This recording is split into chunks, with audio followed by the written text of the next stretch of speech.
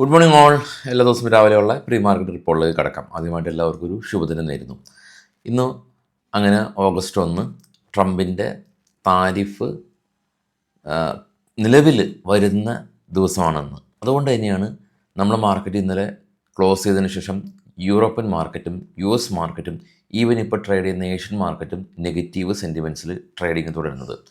പുതിയ താരിഫ് നിരക്കുകളിൽ Canada 35%, Switzerland 30%, Myanmar 40%, Taiwan, Vietnam പോലെയുള്ള രാജ്യങ്ങൾക്ക് 20%, Cambodia, Malaysia, Indonesia, Pakistan 19%, South Africa 13%, Israel, Turkey, New Zealand 15%, ഇനിയിപ്പോൾ ഇന്ത്യ 25% എന്നുള്ള നിലയിലാണ് താരിഫ് ഉള്ളത്.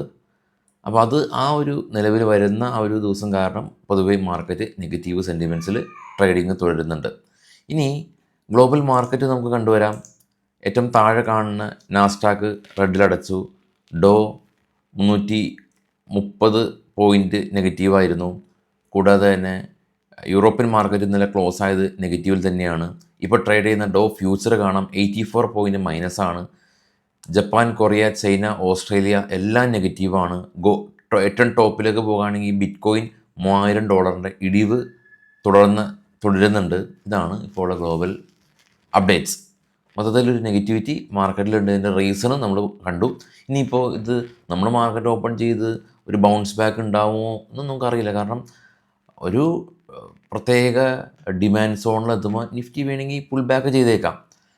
വാർത്തകളാണ് നമ്മൾ പറയുന്നത്. അതിനർത്ഥം ഇന്ന് നിഫ്റ്റി റെഡിലായിരിക്കുമെന്നോ നിഫ്റ്റി പോസിറ്റീവായിരിക്കുമെന്നൊന്നും പറയാൻ ശ്രമിക്കാറില്ല. ഇനി കുറച്ച് സ്റ്റോക്കുകളുടെ വാർത്തകളിലേക്ക് വരുമ്പോൾ ഇത് വാർത്തകളാണ്, ബൈസൽ റെക്കമെൻഡേഷൻ അല്ല.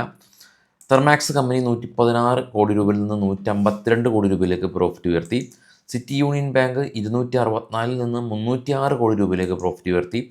ഐഷർ മോട്ടേഴ്സ് 9% പ്രോഫിറ്റ് ഉയർത്തി 1101 കോടി രൂപയിൽ നിന്ന് 1205 കോടി രൂപയിലേക്ക് പ്രോഫിറ്റ് ഉയർത്തി. കോൾ ഇന്ത്യ എന്നാൽ നെറ്റ് പ്രോഫിറ്റ് 20% ഇടിവാണ് ഉണ്ടാക്കിയിട്ടുള്ളത്. നഹാർ പോളിഫിലിംസ് 4 കോടി രൂപയിൽ നിന്ന് 14 കോടി രൂപയിലേക്ക് പ്രോഫിറ്റ് ഉയർത്തി.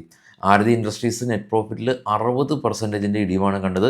140 നിന്ന് പ്രോഫിറ്റ് 43 കോടി രൂപയിലേക്ക് ഇടിഞ്ഞു. NCC കൺസ്ട്രക്ഷൻ കമ്പനിയാണ് 790 കോടി രൂപയുടെ ഓർഡർ ലഭിച്ചിട്ടുണ്ട്. JSW എനർജി 520 നിന്ന് 743 പ്രോഫിറ്റ് ഉയർത്തി.